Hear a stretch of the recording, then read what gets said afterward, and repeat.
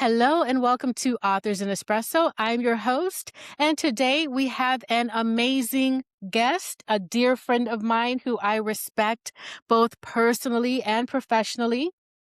Jesse Oakley III is a longtime Toastmaster whose leadership journey culminated in serving as an international director with Toastmasters International, a role that reflects decades of dedication to communication, leadership, and service. Outside of Toastmasters, Jesse is a civil engineer with the Nevada Department of Transportation, a volunteer with the American Red Cross, an avid reader of leadership literature, and the author of the uplifting book, Greetings, Happy People. He's also the host of Sunday Morning Chat Series, where thoughtful conversation and reflection take center stage. Jesse is one of the most well-read people I know, and what makes him special isn't just what he's learned, but how intentionally he lives, leads, and shares wisdom with others. Today, we're talking about leadership, positivity, service, lifelong learning, and what it means to show up as a happy person in a complex world. So appropriate for today's time. So with all of that, Jesse Oakley, thank you so much for joining us today. Thank you, Nadia. It is great to be here, and I really appreciate this opportunity to be on the podcast of Authors and Espressos. Thank you, Nadia. Yes. And I look forward to joining your Sunday morning chat series really soon, too. So we'll kind of switch roles there. But I wanted to start out because you are an author and you are one of the inspirational people that I knew that actually put out your book in 2010. So I had that book as a little bit of a guide. Greetings, happy people. What inspired you to write that book? What was going on at that time that made you want to reach out to the happy person out there? Well, I tell you this, and when I think of Greens Happy People, people keep asking me, why did I write the book for the happy people? Well, I wanted to write a book for the sad people. It just didn't go too well. I wanted to write for the confused people, and they kept looking at me saying, huh? And I also want to write a book for the angry people, but they almost chased me out of the state of Las Vegas, state of Nevada, let alone Las Vegas. So I figured, what about positivity? What about everything that is happy? And also some wise words of wisdom from yours truly. So that is where Green's Happy People came to be. And I actually love writing about books where it talks about personal stories I share and the lessons behind each and every one of them. And people keep thinking, why happy people? And I actually respond to them and say, have you seen the stuff that's going on in the world today? There's too much negativity going on. There's too much bad things here and the bad things there. Here a bad, there a bad, anywhere a bad, bad. It is truly awful. In the words of Charles Barkley, it's terrible. Not terrible, but terrible. And so I wanted to put a spin on positivity, and that is what the book Green's Happy People is all about. A positive words and wisdoms through the eyes of yours truly, Mr. Jesse Oakley III. Yes, Mr. I, and Mr. Lover of Strawberries. So, what is the core message? You do use personal stories in the book, and what is the core message that you wanted somebody to walk away with from Greetings, Happy People? Well, I wanted to walk away from it is each of us has a story to tell. And in this book, I have a plethora of stories, whether it is about courage, whether it is, now I know I'm a married man, but asking someone from high school out on a date, but she said no. But I learned a lesson from that moment, and as well as my singing at karaoke. My favorite song in karaoke is, of course, Prince, and as well as other types of singers. So I get a chance to have that courage right there, and also about beauty and about wishing upon a star, and just going through different stories where I just let people know that no matter what happens in life, whether you get rejected by one high school crush, or whether you go up to the karaoke area and learn how to sing, or whether it's look up at the stars and look at Orion's belt, there's always something that's going to be positive with it. And I'll give you this much, Nadia. On one side is bad, and on one side is good. Now, for many human peoples, there'll be so many negative people that focus more bad than good. And the purpose of my book and my chapters is to focus more on good than bad. There's always a silver lining off of each moment. And that is why I like to share with the happy people about my own personal stories, as well as a positive message behind those personal stories. Hence, greetings, happy people. I love that. And you mentioned just a little bit ago, look at what's happening in the world and you needed that positivity. Now, your book was written in 2010. There is a lot that has gone on since then and a lot going on right now. So, do you ever feel the need to revisit and update the book or write a part two? Because we're in some heavy, chaotic times right now, at least in America. Oh, most definitely. I definitely like to write a book and follow through, especially after so many years ago, which is 2010 versus now, which is 2026. And another thing that's very interesting is you have one format, which is a book, and also there's also another format that took place, which was the podcast that you mentioned about the Sunday morning chat series. Originally, it was called the Oak Zone, and I would share positive words of wisdom through that. And somehow in 2020, I decided to interview people that are making big difference in the community. I believe that the people that big difference in the community, I just wanted to give it a flashy name, a cool name, the Sunday Morning Chat Series. And the reason why I wanted to make that podcast of the Oak Zone and Sunday Morning Chat Series is the same message that I wrote the book. 2020. There's a lot going on in 2020. Some good, some bad, others awful. And there are so many situations out there, and no matter how rough and how awful the situation has been, whether it is a virus, whether it is what's going on in the United States, or whether it is a loss of certain significant people, and dang, it still gets me to lose a basketball player from the Lakers, and that really did hurt right there. But for me, I wanted to focus on something that is positive. There's always got to be a silver lining. And that is why I like to interview people on the Sunday Morning Chat Series. And there's so many people out there. As a matter of fact, the first person I've interviewed talked about her son and tuberous sclerosis, some type of, I believe it's some type of form of autism, and she's a mother of that wonderful son, and she's a part of an alliance where she actually went to Washington D.C. for more funding. So we talked about that, and it went to another person talking about cartoons and using cartoon for humor, as well as another person talking about PR connections. And I believe there's another person I've interviewed talked about her book Woke Up Dead. I wonder who that person is. I would definitely love to have her back on my Sunday morning chat series. The purpose of the Sunday morning chat series is for me to interview a plethora of positive people that are making big difference in the community. Whenever it comes to writing a second book, in one format or doing a podcast in another format.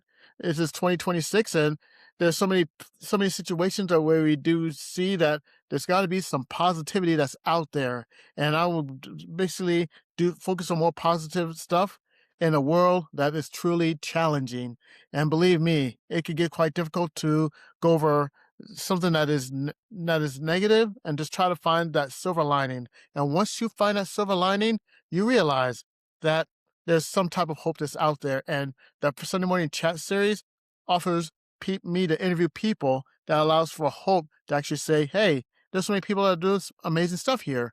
And that is the format where I could do a book or where I do a podcast. It's got to be that positive out there.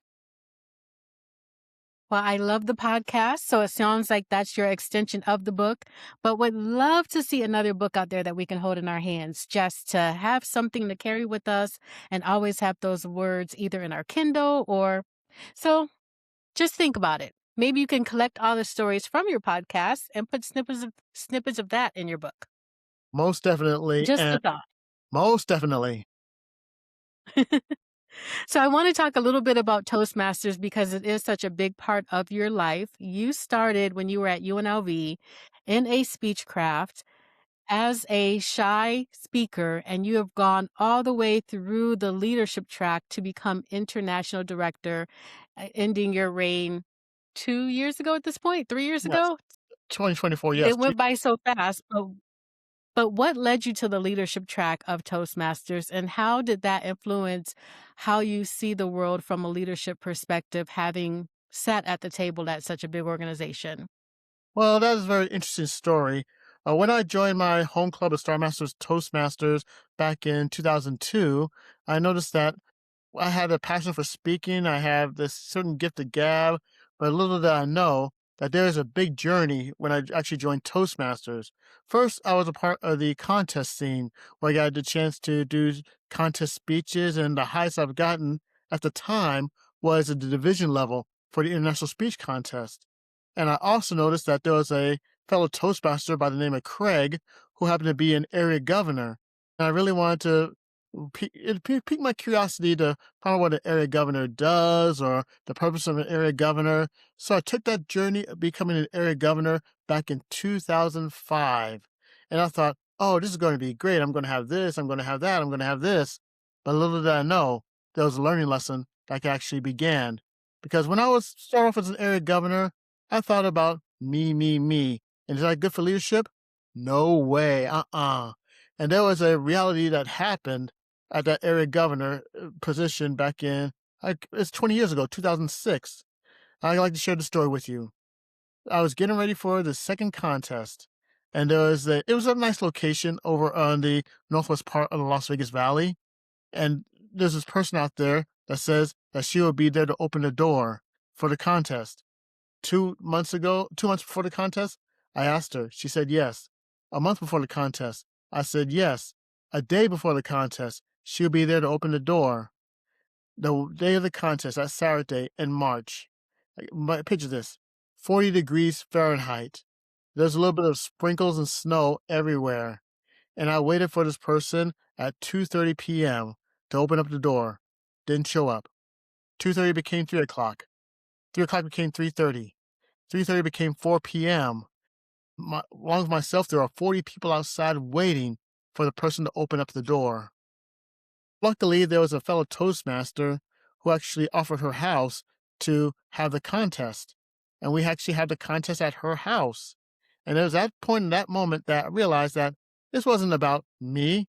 This was about we and how we got successful, had a successful area contest at one person's house. It was talked about and it was truly fantastic. And that is where my leadership journey began as an area governor. Right now they're called area directors. And I figured I was going to wrap up that year, but there was incoming division director by the name of Sherry Parker asked, well, we're one area governor short. Would you like to come in and do a second year? And I told Sherry, I don't know. And she says, I brings you strawberries. I'm yours. So, so I did a second year as area governor. Next thing you know, that second year was also a success too. And I was growing into the we culture and the we format. And that took to the next level where I was a division governor from 2008 to 2009. And that 2008, 2009, we had a great team of area governors and a great community where we led the division to President's Distinguished, where 4 out of 5 areas became President's Distinguished, and a 5th one was Select Distinguished. And that led to another level, which is a district trio level. Now, pardon the language, because Club Growth Director back then was Lieutenant Governor Marketing. Program Quality Director was Lieutenant Governor Education Training. And District Director was back then District Governor. So I had the chance to serve as District Governor for District 33, which was at the time Southern Nevada and the California between San Francisco and Los Angeles, which also included Ventura County.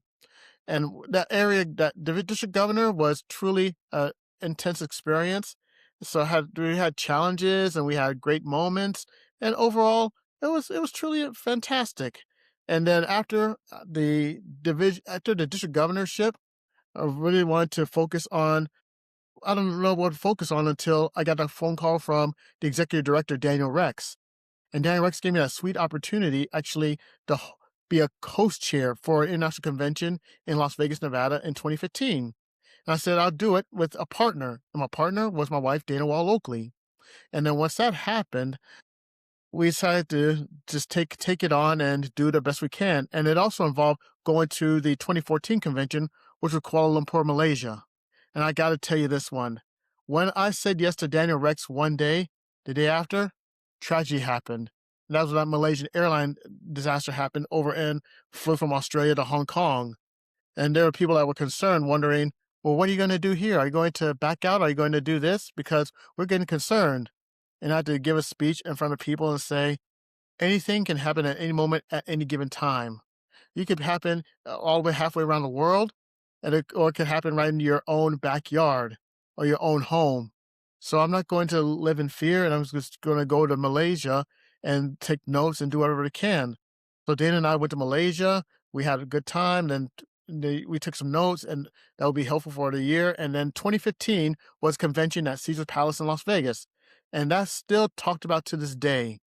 And after that, wanted to go into another level of leadership to focus on more growth and more strength. And that's when regional advisor kicked in. So from 2016 to 2017, I worked as a regional advisor. I had to drop the whole I because this is more we when you work with trios. So we got a chance to work with trios in Oregon, Hawaii, California, and Nevada. And it was a great experience working with fellow trios from all over the region, as well as fellow region advisors, one of which who is the current international president, Aletta Rocha. Had a chance to work with her together as region advisors. And then once that was done, I wanted to step back for a bit because of family and personal and everything else, because my mom was starting to get sick, and Dana was recovering from surgery at the time. So I really wanted to step back. And then another opportunity came, and that was the international director position 5 years later. And I really wanted to take that on. I thought this was a good challenge. And one thing surprised me was at the time, nobody ran for ID. I wanted to, so I did throw my hat in and stepped up as possible, and I had a chance to have a good campaign. And I believe one person that helped in the campaign is somebody who I'm talking to right now, and overall, it was also a growth experience, not only campaigning, but also getting a chance to be international director too. And when it comes to international director, it is a broader scope, and you got to help with different planning and to be the person responsible for how Toastmasters is going to be run a few years ahead. So I had a chance to be an international director, and I love my time as international director. And overall, I learned a great deal. But it all started 20 years ago when I was at young area governor, thinking about I, and to go from area governor to international director, it was a heck of a growth process. So that is the leadership journey I had within my leadership role. And it all started with a fellow Toastmaster who was by the name of Craig. And I was really inspired by his role as area director, and I wanted to give it a shot, and the rest is history. I love that. It's been quite a journey from the outside looking in, getting to see your progression. It was a lot of fun working on the campaign and bringing that to a head in Nashville at that convention. I do think that it is long overdue to bring the convention back to Las Vegas. I didn't really know Toastmasters to repeat locations, but we're going back to Vancouver this Mhm. year when we were just there in 2016. So maybe they will bring that back. I would love it. It would be nice to have an international convention in our backyard. And So and with and your 20-year journey, oh, go ahead. and part of me, if we do bring it back, there'll be the fourth time they'll come to Las Vegas. Because first Oh, time, 92, in 92, the world championship public speaking was Dana Lamont. Dana Lamont was a world mm, champion over back then it was called Bally's, now it's called the Horseshoe. And the second time it came to Vegas, it was 2011, and the person who chaired that event was Sherry Parker, and she chaired that wow. in 2011. And back then, I was the lieutenant governor of education and training, which is now program quality director. And the third time it was in Vegas was at Caesar's Palace, and that's when Dana and we were co-host chairs of that event. So we had that. So it'd be definitely wonderful to have it back here in Las Vegas for the fourth time. Yes, now that I'm super active, I would love to have it in my backyard. Because I didn't jump back in until 2016. I think I was like 1 year in 2010 and then took a pause and then came back 2016. So I actually missed it when it was here because I wasn't living here yet. So one of these days we'll see, but I'm very much looking forward to Vancouver. So that's going to be really nice. So how do you feel you've changed as a person in your 20 years of leadership? Well, I think we may want to quote this from Muhammad Ali. And he said there's something similar to, if you see life at 50 the same way you see life at 30, you wasted 20 years of your life. For myself, when I was an area governor at 30 to the past international director at 50, there have been so many growths, been so many changes, and there's been so many times where I had to look at myself and said, man, you've grown. And I just had sort of had this open jar philosophy when it comes to growth. And when you look at a jar and you look at the open jar, you notice that there's no lid. And if you were to jump out of the jar and into out of that jar, you'd be able to get out of your comfort zone. You'd be able to get out of your place where think you feel safe. And believe me, when you're in a jar, you're not feeling safe. basically just going to stand in that jar, and you have a choice. Either you can stand in the jar and just stay right there and just bide your time over and over and over again, or you just take that risk and jump out of that jar. And for me, I learned to do more of the latter by jumping out of that jar and actually taking on challenges, taking on different situations, and being able to learn and grow through those situations. Has it been easy? No, it has not been easy. If it was easy, everybody would do it. But for me, to step outside that jar and learn, that is the best thing way I can learn is to just go over and help out leaderships, and whether it's in Hawaii, whether it's in California or anywhere else. Stepping out of that jar is truly fantastic, and I learned a lot through it. And also, speaking of reading, another inspiration for me was that book, Who Moved My Cheese? And when I wanted to who moved my cheese, I wanted to learn how to scurry and sniff rather than hem and haw. And if I'm able to scurry and sniff and be outside and be in that location, then I know that I would be in better shape than I would compared to just sitting around doing nothing. Because little do people know, there's no stability. Either you grow or you decay. If you grow, you have to learn, and you keep growing over and over and over again. But if you stay stagnant where you are, guess what? It gets weaker, weaker, weaker, and the foundation will decay until whoosh, it breaks. And you usually have a choice to make. Either you grow or you decay, and I choose to grow instead of decaying. I love that, and it sounds like that's the foundation of why you continue to read so many leadership books, because I swear you are the one of the best read people I know. You are always quoting a leadership book. My to be read list is much longer because I know you. I haven't picked them all up, but I've got their names written down. And after a time, it feels like, is the information that you read repeating, or are you actually getting new nuggets from all of these different books that you read? It seems like there'd be a common thread by now from everything that you've read. Oh, most definitely. As a matter of fact, when I got started, actually, I started when I was applying after the between the co-host chair at Caesar's Palace and the region advisor.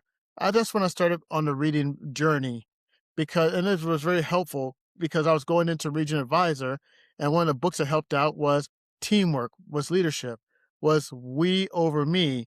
I've sort of had this feeling about we over me prior to this, but actually reading the books called Tribal Leadership, that we philosophy over me, that has been truly helpful, and it gave me a clear picture about the teamwork, the team efforts, and I came in right handy when I was going into the role of region advisor.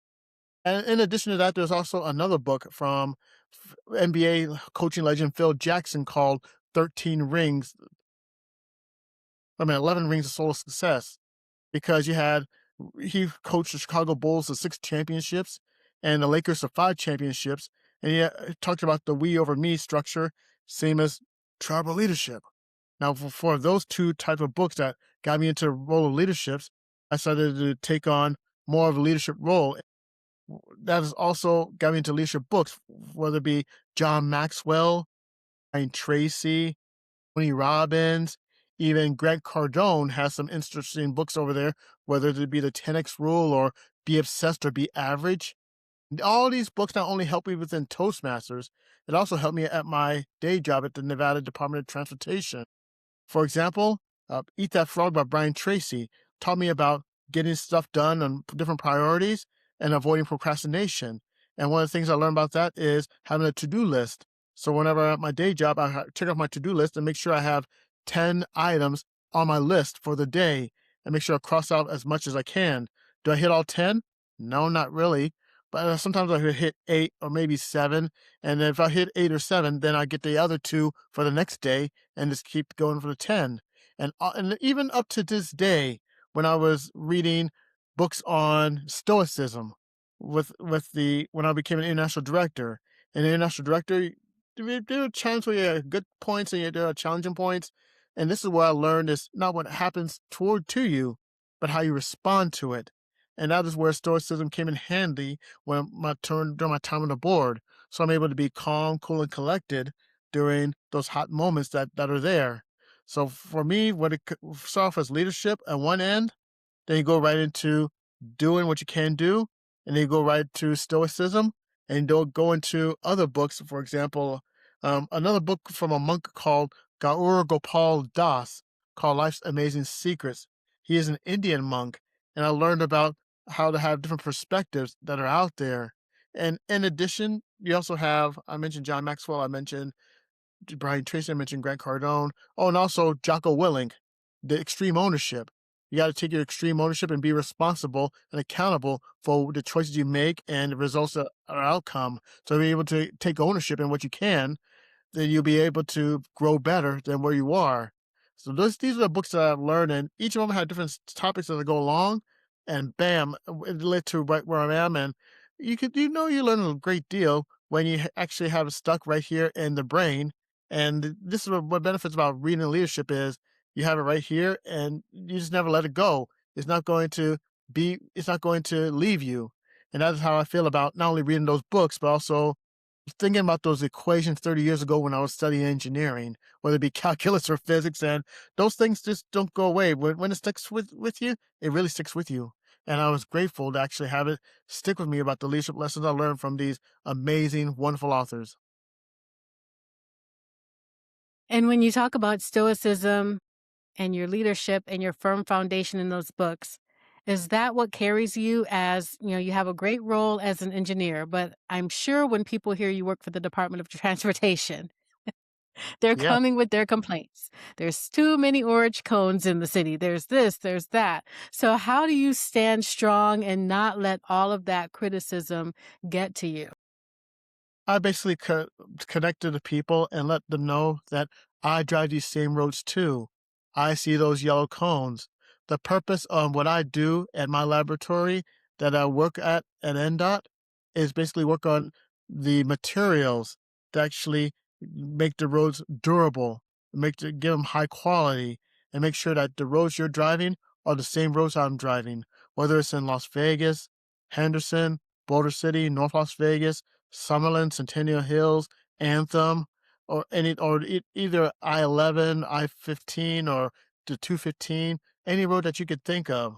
I'm driving these same roads that you're on, and I keep asking myself, will these materials be good enough to actually be placed on the roads that we all drive upon? So I'm the person that is there to actually want to connect to people, and the great way to connect to people is three ways, and I call them the three knows. One, know yourself, know who you are, know your strengths, know your areas of improvement that you need to focus on, know you.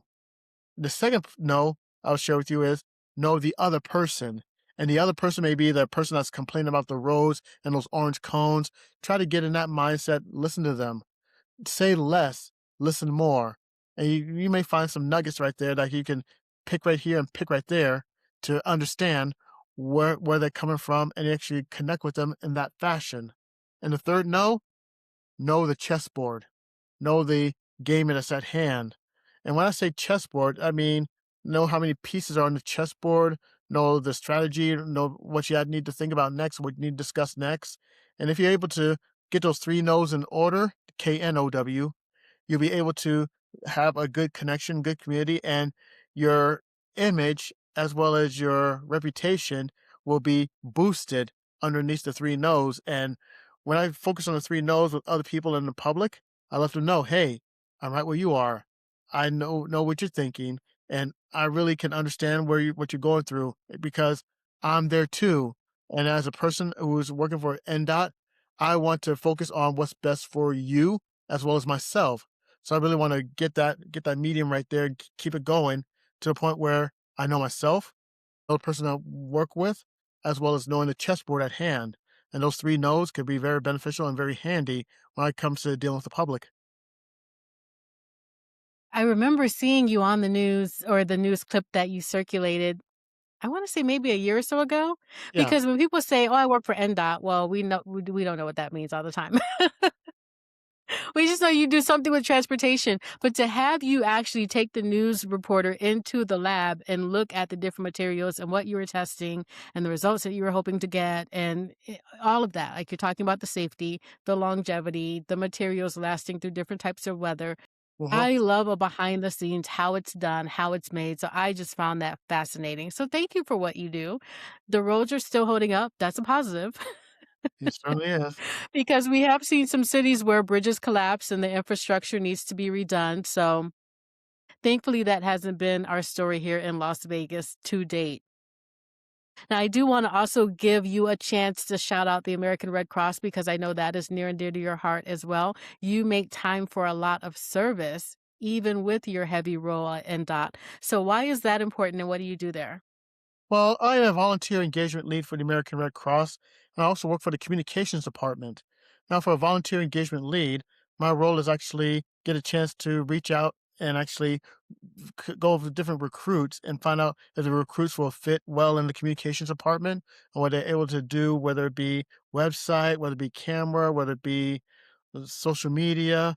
Find things they can do in communications with the American Red Cross in order to engage in the in volunteer work and find out if they're having a good experience with the organization. And if they're having a good experience or the organization, that's great. But if they're not having a good experience or the organization, I would do my best to find ways to actually make their experience even more worthwhile. That's what I do for volunteer engagement lead. And for communications, I would be the one that who will actually write articles and go to different events and get a chance to learn as much as I can and to hear the different stories about people who are in the organization. And I have written articles about not only well, I know there's Super Bowl weekend is coming up, and the dangers about germs and the food and being able to wash your hands and everything, or even pool safety, as well as get interviewing stories about articles of engagement within during wartime eras, or even get a chance to talk to people about service to the armed forces and why they got involved and the stories they can share with that. So when it comes to communications, I would do with the communications in Nevada, even though this part of Red Cross community is Nevada, Utah. I do my best to actually not only work with volunteers and recruits, but also help out with different stories and different scenarios and actually let people know what the Red Cross does by not only telling what they do, but also gives different stories in the process on how it could be beneficial. One story I actually wrote was it was a country music concert, and there was one person who had a heart attack, and a fellow Red Cross volunteer gave CPR and talked about CPR and just basically to the point where the person was revived, and this person actually got some recognition for saving that person's life. And there was also another person who was at the I don't want to say 7-Eleven, but at one of those convenience store stations, and she noticed that there was a lady that was sort of looked out of sorts, and only to find out that she was having a stroke. So they basically got to the action and let her know, and basically took care of her, and had another friend call 911. And basically, the person that recovered from stroke, she recovered pretty well. But as of that moment, at that time, emergencies can happen, dangers can happen, and I was here to debate not only just let people know about the interest in Red Cross, but also tell stories about how the Red Cross can be a benefit. So that's what I do for communications and volunteer leads. And we all know that when you volunteer and you're pouring into the community to help make it better, but what do you say to leaders who say, I don't have time for service or they don't see the value in it? Well, I'll tell you this much. You never know until you go. And if you now, I will say this. I'm not going to convince. I'm not going to twist arms. I'm not going to do that because that's not my nature. If you want to do it, that's good. If you don't want to do it, that's okay too. If you want to be a part of an organization like the American Red Cross, I got to tell you that all you have to do is step in, and it doesn't matter where you want to step in, whether it's communications, service the armed forces, helping with sound the alarm events, where you get the chance to install smoke alarms at different locations and houses. You'll be amazed by what you see when you go out to these volunteer areas, even the disaster action team or DAT, where you get a chance to experience different disasters where families are involved, and the families that go through these disasters, it's a difficult time for them. And knowing that they have a couple of pairs of helping hands makes a big difference. So if you are a person who wants to learn or wants to grow more or be a part of something that can make a difference. It's like that starfish story where one kid throws starfish into the ocean, and a person will say, "Well, what are you doing? You're throwing starfish. It won't make a difference to these starfishes, but it made a difference for that one." And if you're able to look at the time and actually be a part of a organization like the American Red Cross, it is totally worth it because you will be able to see the difference you can make uh, with your own pair of hands, helping another person out. And I'll tell you what, helping another person out during those times where it's prevention or protection is truly a wonderful thing. And this is why I love being a part of the American Red Cross. I love that, and I agree. I haven't volunteered with the Red Cross, but just going out and seeing all of the wonderful things that they do. And of course, I'm a Buffalo Bills fan, so Damar Hamlin always talking about CPR, and we all got to see how that does save lives in the moment. So, very powerful organization. Now, we've spoken about your book, your podcast, your work, your volunteer. What is next for Jesse Oakley III? What is next for Jesse Oakley III? Well, I could tell you right now, speaking of Nevada DOT, I am a little over 3 years away from retiring. I've been at the Nevada Department of Transportation for more than 26 years. And I could tell you right now that being a part of the wonderful, wonderful workplace of NDOT has been truly amazing and fantastic. And I learned a great deal off that organization. And when the retirement comes, I really want to focus more on more Red Cross work, but be more active on the disaster action team, as well as sharing stories with communities and making a difference. And in addition, I also want to be a part of Toastmasters, whether it be to help out with different communities, whether it be here in Nevada or California, or also, I'm not going to mention going up the ladder because when it comes to that, I have three words for you: to be continued. So I would just leave that door open because I'm not gonna close the door entirely, but there's be that crack right there, and when I'm ready to go through that crack, I'm ready to go through that crack. And what's very interesting? Speaking of doors, Jim Morrison, he said that the things between the known and the unknown are the doors. Hence his band name, The Doors. So you have a chance to open the door or keep it cracked open. Some doors are meant to be open, and some doors are not meant to be open.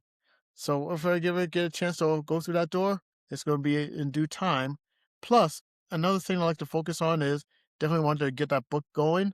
And I definitely love being a podcast of the Sunday Morning Chat series and hopefully get a chance to interview more people along the way because somewhere out there, whether it's in Las Vegas, whether it's in Asia, whether it's in Australia, whether it's in Europe, whether it's in Africa, whether it's any part of the globe, there's always somebody making a big difference in their respective communities. And I would definitely love to interview these different people and get a chance to hear about their stories. So for me, when when retirement comes, you will not see me twiddling my thumbs sitting in that jar. No, no, no, no, no, no. I will not be the person that's sitting in that jar. I'll be a person that's going to stay active and do what I possibly can to make the world a big difference, whether it's through Toastmasters, Red Cross, writing a book, doing a podcast, and actually just having fun in life because you have so much to do in life. The key thing is, what do you want your legacy to be when it's time for you to leave this earth? And legacy I want to leave when I leave this earth, I want to be positive. I want to be something that could be an inspiration for other people to pass along. And if I'm able to do that and pass along to other people, then I know that when my last day comes, it's going to be with a smile on my face because there's someone out there that's going to continue being a success, continue being at that moment, and continue to be the able to actually make a big difference for many people along the way. And every person I talk to that's retired, they say they're busier in retirement than when they were working. So I'm sure between Toastmasters and the Red Cross that your schedule will be loaded. I'm also deciding, am I walking through doors? Am I looking at the crack in the door? Am I turning my back and walking a different direction? So since you've done everything, you're gonna have to tell me the pros and cons of RA versus ID, because that's That's the next step that I'm considering, but we'll see. Like you said, we have time. Now, I want to make sure that people know how to get in contact with you, how to find you. So, where do they find the Sunday morning chat series? Do you have social media that you want us to follow? Please put your contact information out there so we know how to follow Jesse Oakley III and bring strawberries when we get there. I tell you what, if you want to get on my good side, bring strawberries. That is the best way to get It to works me. every time. Really works every time, big time. Now, in order to check out the Sunday morning chat series, go on YouTube, type in the words Sunday morning chat series, and you'll see a beautiful looking face like this in a suit and tie smiling at you. Feel free to subscribe to that Sunday morning chat series, and you get a chance to hear me to give interviews of positive people making big differences in the community, whether it was from 2020, 2021, 2024, 2025, 2026. The reason why I skipped 2021 to 2024 is because of something called International Director, and that that is what's happened. So go to YouTube, type up Sunday Morning Chat Series, and it is right there. And if you want to reach out to me, whether it's on social media, I have a LinkedIn account, Jesse Oakley III. I have a Facebook, Jesse Oakley III. I have Instagram, Jesse Oakley III. It's Jesse, Jesse, Oakley, Oakley, the third III. And I am right there at the social media, and you can actually reach out to me. And if you were to check out different social medias, I always like to spread positive, because why do I spread positivity? As mentioned earlier, have you seen the stuff that's going on today? So much negativity. So I would want to be that one person, actually, not the rose-colored sunglasses type of person, but let people know that throughout the dark clouds and dark storms, there's always a silver lining that is there. And if you could find that silver lining, you could find that piece of heaven in the world of hell. So if you're able to do that, then you'll be pretty good. So go to YouTube, type in Sunday morning chat series. As for the social media, I'm on LinkedIn, I'm on Facebook, I'm on Instagram. I'm there on social media. So you'll be able to basically find me and just look for me right in these avenues. And as for podcast guests, so you are open to having guests and you want them to be a happy person that is making a positive change or positive dent in their community. Exactly, and I'll be asking the questions about how you get started, the challenges, the opportunities, the best moments, and my fans are called the happy people.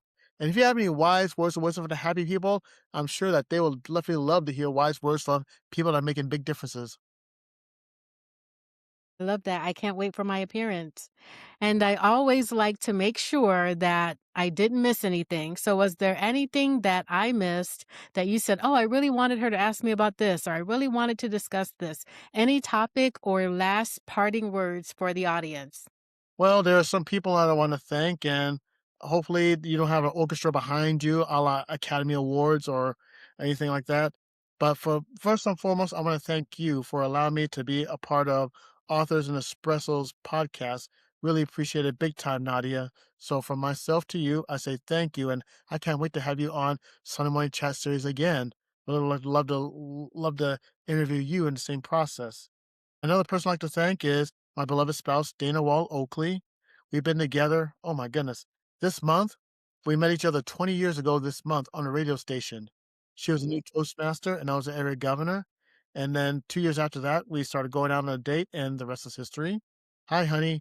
We had a wonderful time there. And also want to thank many people. I want to thank my sisters. I do have three sisters, Rita, Renee, and Crystal. And another two people I really want to thank.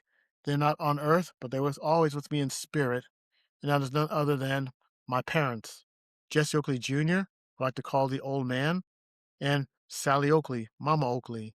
And anytime I go to Boulder City or where they're resting at the Veterans Cemetery, I like to step by and just say my hellos and give her flowers if I can, and give whatever, and just talk to them for a bit and let them know that, hey, your son's doing the best he can right here. And I really hope I make you proud. So, mom, dad, from here out until from the past to the present to right now, I miss you, and I still love you. So thank you, mom and dad. And these are some of the people I like to thank, and I don't want to slight anybody else, but I also want to thank the people in Toastmasters. I also want to thank the people in American Red Cross. I want to thank the people that's been on the podcast and the Cinema Chat series. And I also want to thank happy people like you. Without you happy people out there, the world would be much grimmer, the world would be darker, and the world wouldn't be a world without you, the happy people.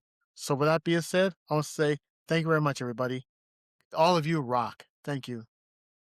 Awesome. Thank you so much, Jesse, for appearing today. It's been an honor having you on Authors and Espresso.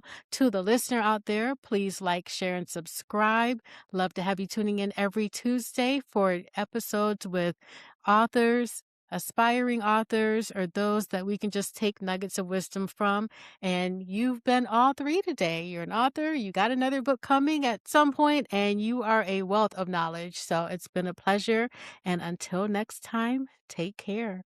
Take care, happy people.